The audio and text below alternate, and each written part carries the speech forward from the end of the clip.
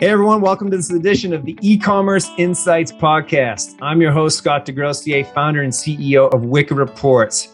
Today's guest is a friend near and dear to my heart and also an accomplished marketer, so we get a lot to learn from her today, Alana Kay. Hello, Alana Kay. How are you today? I'm super good, Scott. I'm really happy to be here with you. Thanks for inviting me on the podcast. Sure. And I saw your bio is quite impressive. You know, I knew you were a PhD, but the yoga doctor, that's a nice slang to it. Thank you. And then, you've authored 3 books, which is, yes. One book is an achievement, but 3 is pretty amazing. Sacred Sound, Myth of the Asanas, and Yoga Beyond the Mat. I got some questions on that. I'm an aspiring yogi myself. Got it. And then the Spiritual Leadership Institute and the Kaivala Yoga Method. Well, I guess that's your name. So I was like, ooh, where's that from? Yeah, the Kaivala Yoga Method, aptly named.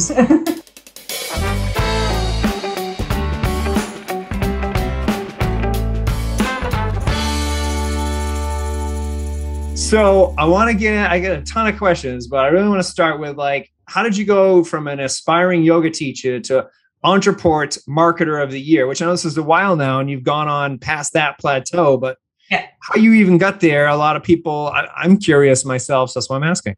Yeah, absolutely. So I have been in the yoga industry, the field of yoga, doing the yoga thing for over 20 years at this point. And I started, like most people in the yoga industry, as a yoga teacher, teaching classes all over the place. I'm originally from Colorado, so I used to teach in Denver a lot. I had a very early love affair with the potential of bringing this work online or bringing it to a wider audience. So, and actually in 2005, I was the very first yoga teacher ever to have a podcast. So I've been podcasting since these super early days of podcasts. I love podcasts, which is one of the reasons why I'm super happy to be on yours. But that first podcast, I had 2 million people listening to that podcast. And it was my first introduction to how the internet can level the playing field and create greater access to this thing that I was doing, which was teaching yoga. So adjacent to being the yoga teacher who ran around, taught in studios all over the place, I was trying to lean into whatever was available at the time to help bring my work online. There just wasn't a lot available at the time. Over the years, I became really niched and known for writing, developing, leading, managing yoga teacher training programs. And I did that for some of the largest yoga studio companies in this country as well as abroad. I have led yoga retreats and workshops all over the world. I've been a part of yoga conferences all over the world, and I've written my books. And I was doing all of that in person. And a lot of things conflated, right? A lot of things happened to keep kicking me into the online space. Not only having this wide reach to people who are interested in the work that I did that was beyond just my geographical area. I was also struggling with an autoimmune disorder that made me pretty ill. And it was very difficult on the times that I was extremely ill to trade time for money. I would be scheduled to teach a teacher training. I would have a lot of difficulty in my ability to get up and do that teacher training, but that was how I made my living. And so I had to, and it was actually quite a detriment to my health for many years. So some of these things just crashed together, right? My illness, my desire to bring yoga to a wider audience, my passion and love for the craft and the industry, my interest in how the online space was growing and evolving. I first had the idea to bring my yoga teacher training program online in 2013. And the technology wasn't there yet. But in 2014, I was finally able to partner with someone who helped me get my yoga teacher training online. And amazingly, my 500-hour giant yoga teacher training program was the very first online course I ever launched. And I launched it in 2015. So again, way before it was cool. Mm-hmm. And since I launched that first yoga teacher training program, I've built many more courses online that are focused in higher education for yoga teachers and spiritual leaders. So what my desire is with my business, with my platform, is to train exceptional and extraordinary yoga teachers and then take those yoga teachers and make them even better at what they do, to actually turn them into spiritual leaders by enhancing their education through other spiritual techniques or mystical techniques, and also giving them what in my world would be like a master's in business through my Upward Facing Business Academy, teaching them how to also bring their work online, because there's so much power for us as yoga teachers and spiritual leaders in going online, in our ability to serve our students and our clients, and in our ability to cut out the middleman, let's say, of a yoga studio, get our work out to a wider audience, and to truly make more impact in the world. So that's kind of the trajectory, Scott. That's how it worked out. That's pretty upward going. Well, hopefully we're still going up. That's the goal. So with one of your books, Yoga Beyond the Mat, how do you use that? I mean, because the yoga practice is to get your mind, well, the physical part, at least the way I look at it, is it's to prepare your mind for meditation or the real work.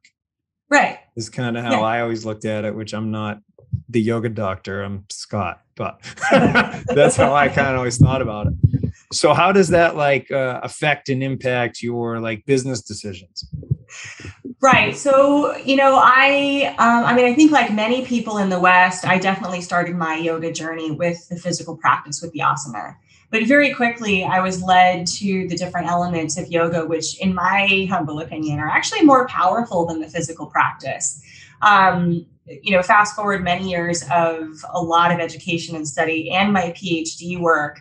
And I've come to realize that yoga is less a physical practice and more of a psychology. It's a way in which we can actually change our mind, reframe our psyche, create deeper connection with all of the parts of ourselves. So Yoga Beyond the Mat is actually born out of my PhD work. It is effectively the layperson's version of my dissertation. And so in Yoga Beyond the Mat, I present very practical ways to bring the yoga psychology practices into your life in the day-to-day, to really work yoga to its highest goal, which is this deep sense of internal connection. It has nothing to do with your physical abilities. It has nothing to do with your flexibilities. It has to do really with your attitude and your integration of self. So I give, I believe, 38 practical ways to do that in the book. I focus a lot on the ideas of changing the day-to-day mind. So when we get locked into a downward spiral, how to pull out of that, how to really integrate yoga into your daily life, just the way that you behave with others, interact with others, think about yourself, talk to yourself, the way that you understand the signals of your body, what's happening. I talk a lot about the chakra system in Yoga Beyond the Mat, and really try to make it a practical application for the modern Western person as a way of daily living. And so that's my Yoga Beyond the Mat. And really that integrates in the way that I deliver my courses and my programming online. I am an academic. I am interested in accountability and testing. The way that I deliver my yoga teacher training program, all my programs, is based off of what I've learned through my academic studies, which is you have to be tested. You have to actually make sure that you know this stuff. So it's very rigorous programming, and it's not focused on the physical. I think that that's something that really sets me apart from other yoga teacher training programs or other yoga programs out there. Is I'm here to train and build spiritual leaders. That's something that I realized through my dissertation and PhD work that is greatly missing in our modern Western culture, that we are desperate to have support in our spiritual lives. We are desperate to have someone who can help us go through everyday human challenges. We want somebody to answer the bigger questions of what am I doing here? What is my purpose? How do I find my purpose? Those aren't questions that get answered in psychology alone. Those aren't questions that the medical community can answer, but those are questions that historically have been posed to spiritual leaders, to clergy members. But in a modern Western society where people in greater numbers are walking away from their initial religious practices, who do they go to for those questions? Well, by default these days, they're going to their yoga teacher. But a yoga teacher with a basic 200-hour training program doesn't have the training to be able those to extra 300 hours in the Kaivala method. Yeah, exactly. You get 500 in mine, but I would say that even then that's not enough. That to me, my 500-hour program, I treat it like the core curriculum in a college education program. So if you were to go through like a regular college education program, you have a core curriculum, you choose your major, and then maybe you move up to the MBA, right? So in my world, my 500-hour program is like my core curriculum. The elements of my Modern Mystics Academy help you choose your major. What's your focus? Is it astrology? Is it the chakras? Is it the mythology? Is it the philosophy, the spirituality? Let's get you a deeper education in that. And then through my business academy, I teach you how to actually turn that into a career path so that you can make impact with your specialty, with the work that you do. So that's how I've framed my online courses, and I call it higher education for yoga and spirituality. That's what we're doing over here. I love it. I have a little bit of chakra training. I know that. I love that about you. I know that the chakras, you have multiple sets of 7. You got one for each body you have. You do. And so lots of times what you'll find is a block in your power chakra, physical, but then in your astral or emotional body, it might be in your heart area, or perhaps in your Buddhic area, it's your intuition. So people want to do the trippy psychic stuff. You got to clear out the block in the right body. You based on what vehicle you're using that day, Yeah, I mean, that's exactly right, Scott. And the great news is that the communication between your emotional self, your physical self, your spiritual self is clear if you know the language. And that's one of the things that I talk about and teach about in Yoga Beyond the Mat and in many of my online courses is how do we as individuals first read the language of the body, of the psyche, of the spirit, because it is there, right? Most of us have just shut ourselves off to it or shut it out, or we don't know what that communication looks like. And if we can read the language, we can easily address the things that are coming up within us that are presenting themselves as blocks to our forward movement, to our growth. So the good news is it's easy, right? The other news is that you have to learn it. You have to have your mind and eyes opened to how to listen to those messages. So how do you market that message then? Because imagine yoga teacher training is a competitive keyword. It is now. So what was your process you went through to kind of cut through and be heard and ultimately convert? Yeah, I mean that's not a small question, my friend. There's no. That's my subtitle of the podcast. No small questions here. Well, I remember I was the first one here. So in 2015, the issues of marketing and converting were a lot different. In 2015, people didn't think that you could learn yoga online. People were still very convinced that in order to learn the practice of yoga, you had to be in a room with a teacher in a physical space, and that online learning was not something you could do for yoga, right? So in 2015, up until basically last year, 2020, my biggest marketing push and effort was around simply educating people that it is okay. You can absolutely learn yoga online. And in fact, as a veteran for over 15 years of writing and leading and guiding and directing yoga teachers in a studio, I was able to do it better online, right? Because in the studio programs, there was only a limited amount of people I could reach. I could not test everybody. I could not see everybody teach, but online I can. Online, I can spend as much time as I need to with you as an individual to make sure you understand and learn everything we're teaching. And I can test you to make sure that you get it. I can see every test you do, and then we can pass you and move you through accordingly. It does a bigger service to the people going through the program than it did when I was teaching in studio training. So I went through all of those years of being frustrated of the limits of in-studio learning, moving it to online. And then I spent 5 years trying to convince people that no. Online is totally possible. I mean, think of all the degree programs you can go through online. MIT has a degree program online. A lot of undergraduate medical school is online. Literally everybody's online these days. Certainly, we can train you to be a good yoga teacher online. So that was the majority of the marketing and education push. Last year, everything changed when COVID shut all of the yoga studios down, and the only place you could learn yoga was online. So suddenly I didn't have to convince people anymore because that was the only place to be. So I've really done the work to set myself apart as, we were the original online training. I have been doing this for 20 years. I do have a PhD. This is higher education. Yes, of course, now, there didn't used to be any competition in the space. Now there's a good amount of competition in the space. but yet still we were here first. We've been doing it as higher education. We're a rigorous, comprehensive program for people who are really interested in becoming the absolute best yoga teacher possible. If you just want, some basic education, basic certification, basic information with not a lot of support, that's not the program that we have. We have essentially what are like teaching assistants, mentors who work with students individually. We highlight all of those points in our marketing, and that really helps to set us apart. So you're doing a lot of differentiation. You're not having to sell them on, here's why you should learn yoga online. You're like, hey, you're already looking to do yoga online. Great. Right. Here's why we're better. And so walk me through that. So as the initial impressions they're going to get, is it opt in to learn more or sample a course, or like what's the funnel, like sort of when they're cold, and then how do you warm them up to the I want the training? How does it? I mean, in my world, again, I've been doing this now for 6 years, so I actually have every potential funnel out there possible. If you want a mini course, a short course, I've got one of those for you. If you want to download a brochure, we have one of those too. But without a doubt, my most successful funnel is a webinar funnel where people get to sign up. They watch a video with me explaining the entire program, how it works, how the mentors work. I actually walk them through what the program looks like. I talk to them about the testing process. And the webinar funnel really for every course that I have, for my astrology certification program, my tarot certificate, my chakra certification program, my teacher training certificate, it's all about the webinar for me. I'm definitely a webinar queen.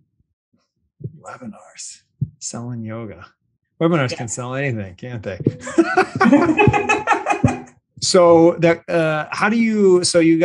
you have a staff that does the email copy? And then how do you make sure it stays like on brand with how you like to communicate? Because that's not always easy to scale. I have trouble with that. I have a certain way I like to say stuff, and no, for sure. I'm not good at passing it down. Well, for better or for worse, Scott, over the many years of this business, I have written, and I'm not underselling it here. I've written hundreds of emails and dozens of landing page copy. I am an author, I am a writer, which is very lucky for me in my business. So there is an incredible legacy for me of content and copy that we're able to pull and draw from. Most all of the emails that go out for any of my funnels or marketing are emails that I have actually written. I do have a copywriter on staff. If we need something slightly new and different, for the most part, she picks out something that I've already written and she tweaks it. So it doesn't have to come from scratch. And that does help me to preserve the message, the intention, the style. I'm pretty lucky in that regard. Mm-hmm.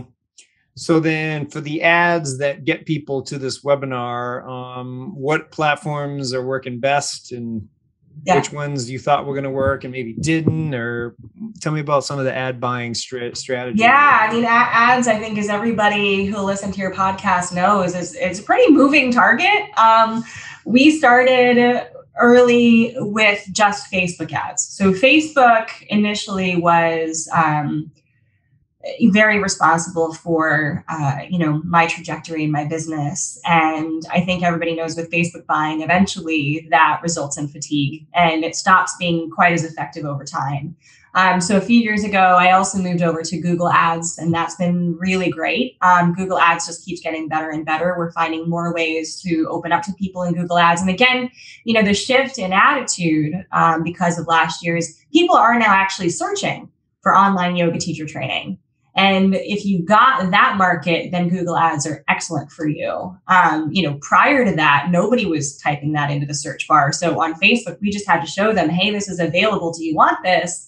And then hope that we were showing it to the right people. So it's quite a different strategy. Facebook, you're trying to get people who are not necessarily looking for you, but who might have an interest in what you do to see you.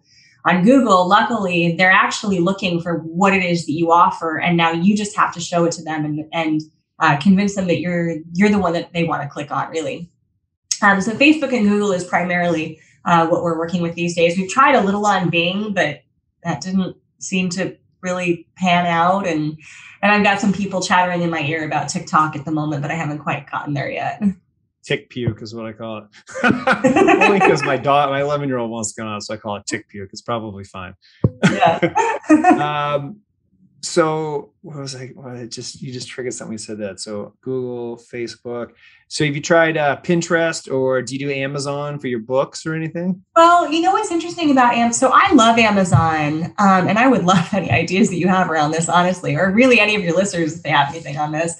I love Amazon. I do have a bunch of books on Amazon. So I am a published author. I am not a self-published author. As a published author, for anybody who's had their books published, that like it's basically a glorified business card, right? It's actually really difficult to make money off of your own books. If I sold my own books on Amazon, I would be selling it for the publisher. So it's pretty difficult to advertise on Amazon when you're not actually reaping the revenue for your products. I do have a few free books on Amazon as well that I've written, but again, they're free. They're not necessarily revenue drivers. So advertising on Amazon is something I would really love to do and lean into. I just haven't figured out the best way to do that for me and my business model yet. But I think that there's some great potential there in Amazon because Amazon essentially, go ahead. Do you have DVDs? No. Okay. I don't have any physical products in my world. I got to lean into it. I feel like there's a lot of great potential there. I just haven't figured out what the avenue is for me. I've done a little bit on Pinterest. I just don't think that that's necessarily my market. Again, I'm not the skinny, bendy, stretchy yoga teacher, and nothing against those who identify in that way. But my work is more philosophical, spiritually based. I'm a yoga professor. So, on my images, I don't have me like bending and posing. It's more of like me lecturing or giving, rich content. So I don't know that Pinterest is necessarily, my audience. So that didn't really pan out for me either. But Facebook and Google seem to be the primary ad platforms, and hopefully someday I'll figure out the Amazon piece. Well, you only need one channel cooking to have a thriving business. Like you got a podcast channel, then you had a Facebook channel, and then you have Google, and the other one's and you have email, obviously. Oh yeah, so definitely. It doesn't take all of them. It just takes the right, I don't know, Scott. It might take a few, maybe not all, but a few, and probably a few working in concert. Yeah, I the fact Pinterest didn't work. It doesn't matter really because you've got something that is working that you can scale. So, True. So as a professor, I don't know how you are as a professor of data, but what was like your biggest learnings from coming from the yoga world? I mean, obviously having somewhat of a scientific background to get your PhD or to fit the rigor of testing even the yoga people. How did that relate to your marketing data? What was something that you're probably oh man, this is a pain in the ass. Yeah, that's exactly what it was like. So here's the thing. I very much, being very focused in the yoga world and the yoga industry, I had the belief, especially when I launched my online teacher training in 2015, that, if you build it, they will come. That is an incorrect belief. Yes. Instead, if you build it and market the F out of it, then they will come. Well, I didn't know anything about marketing. I didn't know anything about online marketing. And so I had built something extraordinary and I didn't know how to sell it. And so it wasn't selling. And so I did it was like a nosedive into the online marketing world. To figure out, okay, I've built this thing. I know it's extraordinary. I know it's going to make impact in the lives of people who go through the program. How do I get it to them? How do I actually sell it? So that was when my first foray into marketing, online marketing happened, was in late 2015, all the way through 2016. That's when I learned about webinars. That's when I learned about, really, it was a lot. I joke honestly that I got the wrong PhD. I shouldn't have gotten a PhD in, yoga and mythology. I should have gotten a PhD in marketing and sales, because I had to really learn all of that stuff from scratch. And it was beastly. It was, but I did learn fairly quickly, especially when I started to do more paid advertising, that, I wasn't able to see from start to finish what the user journey was or what people actually were doing. Every individual application I was using had its own data and metrics, but none of them spoke to each other.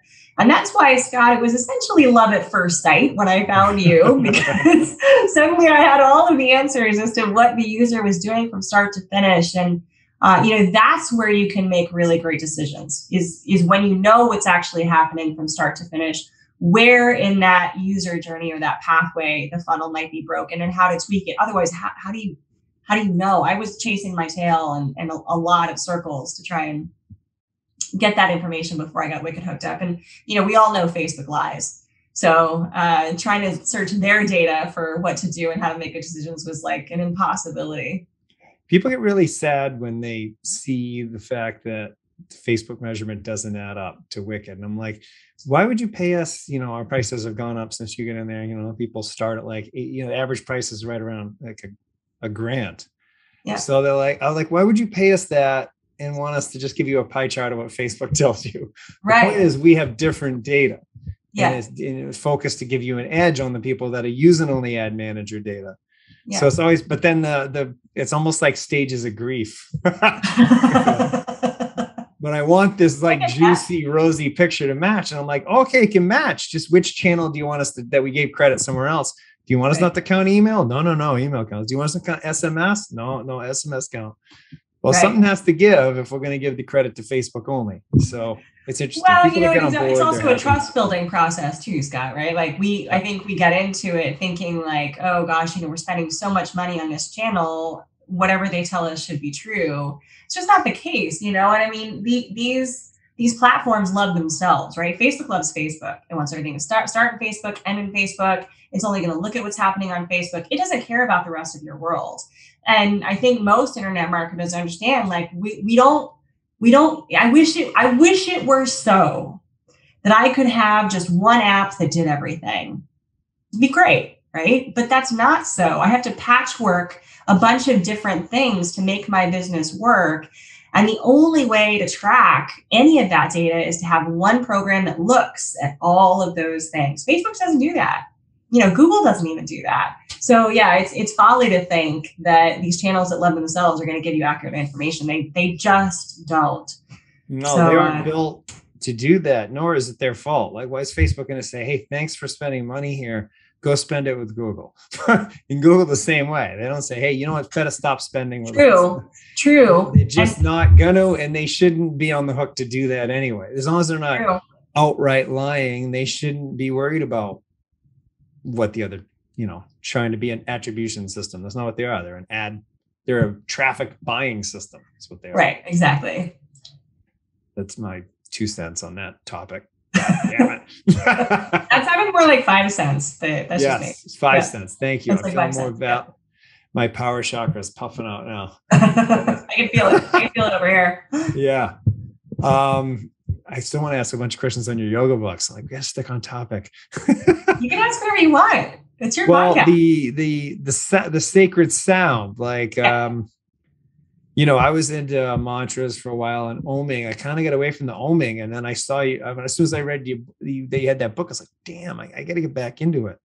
What's your recommendation for like your sacred sound practice? Is that just a couple minutes ohms to start the day? What's a light way to get going with it? I actually like the Om. I really do. It's simple. It's easy. It's pretty basic. I think people feel comfortable doing it. I mean, look, my feeling about any kind of spiritual practice is any bit of it is going to help, right? So if you have 30 seconds, do it for 30 seconds. If you got 2 minutes, do it for 2 minutes. A lot of people tend to be uncomfortable with using their voice.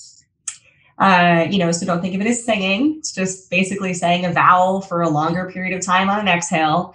But oming can be very centering for us, at any given point. You can even do it silently. You can even do it silently as a meditative mantra inside the mind. Om is a simple universal sound. The actual root of the word, it's a Sanskrit word, is at the root of many of our favorite prayerful words like Amen or Shalom. So you're drawing upon a much more universal kind of basic connected energy when you work with the sound Om. And that is outlined in my book, Sacred Sound. That is one of the 21 mantras that I go through in Sacred Sound and share with people as a means to develop a more deep connection to sound and mantra practice, which is very beneficial for the mind, for lowering stress. And it's an easy practice that literally anybody can do. It's not based off of your physical abilities or anything like that. You don't even have to have a good voice. It's just about putting these energies into you and around you, and helping them keep your mind on track and elevated. Yeah, I feel like the vibration in my throat helps deepen a meditation. Yes. But it also is like how if you follow a good process pre-meditation, it leads to a better meditative practice. Well, the other hack here is that when you're doing mantra, you're also effectively doing breath work. And the breath, here, we're going to get a little heady here for a minute. The breath is the first autonomic function that we can control as humans, right? You can't control your heartbeat. You can't control your body temperature, but you can control your breath, right? Your breath happens automatically, but if you were to sit and bring consciousness to it, you can control the rhythm of the breath.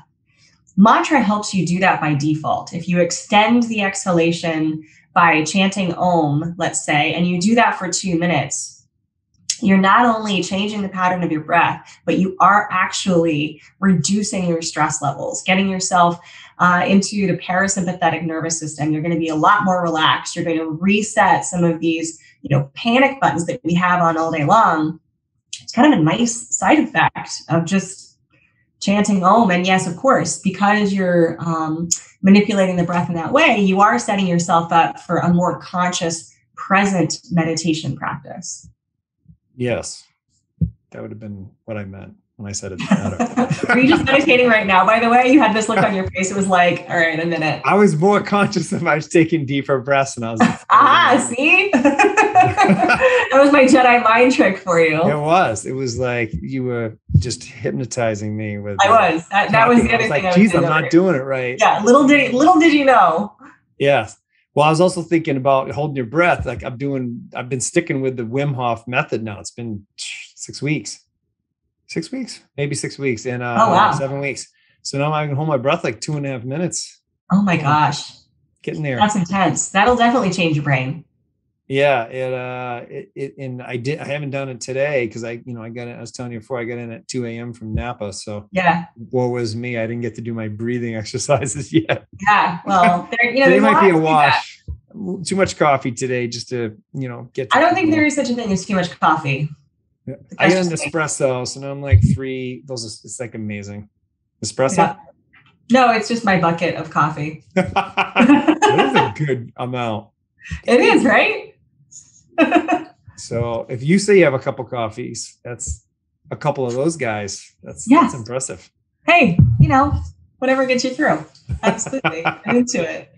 So how you start marketing, like how much did you have to work? Like, how much testing and iteration went into, hey, now I have a business that is very successful by whatever your standards are. Like how much, like you to get your PhD in marketing. I mean, that's a lot of iterations. Like how many, and then looking back, would you have done it any differently, or what would your advice be for people that are in the same spot?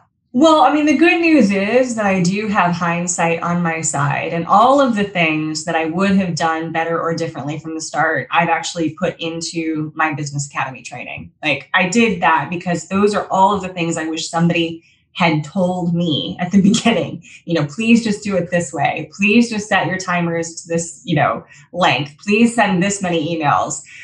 Because I did have to, you bang into a lot of walls when you're doing something for the first time. And unfortunately, because I was really the first kid on the block in this arena, it's not like I had a lot of people around me saying, oh, this is successful. This is successful. This is successful. I really had to figure a lot of it out for myself. And I would say it took me a good solid year to a year and a half to figure out like all of the right little pieces, specifically, first of all, that webinars were the thing. And second of all, how long is the webinar? How often do you offer the webinar? How many emails do you follow up the webinar with? How long is your webinar offer? What is your webinar offer? Literally every one of those things had to go through multiple iterations. And then what programs do you use to deliver that? It was a hot mess is the short version. And it does take a lot of iterations. I don't know that for me, there would have been any way to speed it up just because I was discovering it for myself. But in all of the teachings that I offer, I'm hopefully giving people a leg up and directing them into like a very successful, more immediate pathway to get things up and running and to create success for them. Cool.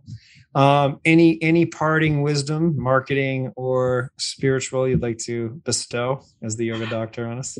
With a minor in marketing, minor PhD. Yeah, it's like a life major in marketing. Any parting wisdom?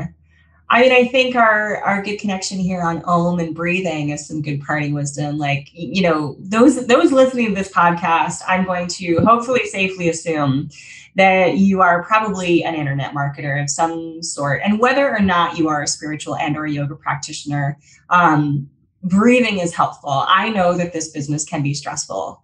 It is not all sparkles, rainbows, and butterflies. There's a lot of banging one's head against the wall. And if I've learned anything, I've learned that my business, for better or worse, is an absolute direct reflection of me as a human being. If I am in a stressful, cramped, negative headspace, so is my business. If I am in an abundant, elevated, open-minded, friendly headspace, so is my business. I think that is probably true across the board. And Scott, you can agree or disagree with me. So whoever's listening right now, if you are frustrated with your business, your personal work is to find more space and openness. If you are, angry at your business, your personal work is to let that anger go and find where you can be grateful for it, because that's only going to help. Right? That's only going to help. And yes, you have to have the right tech. And yes, you have to have the right marketing and all that's going to, but that is not going to change the bar unless you yourself are open and willing and ready for the business to just thrive and kick ass. So I have lots of tips and tricks on how to do that, how to change your mind in my book, Yoga Beyond the Mat. But the basic, simple one would be to breathe, to control your breath, to Om, to find something that really keeps you connected and tapped into why you started your business in the first place. If you're an internet marketer, if you're an entrepreneur, if you're a solopreneur, whatever you do, you're doing it because you love it, because you believe in it. Stay connected to that. Good things are coming in your future. Maybe not as fast as you'd like them to. Yes. But they will be more apt to come your way than if you're not in that good space. So that would probably be my parting wisdom for you and your listeners today, Scott. I love it. I feel more wise and more educated. So it's the least I can do. Whatever I can do for you. You know that. Thanks so much for your time, Elena K. Take it easy. Absolutely. Thank you, Scott.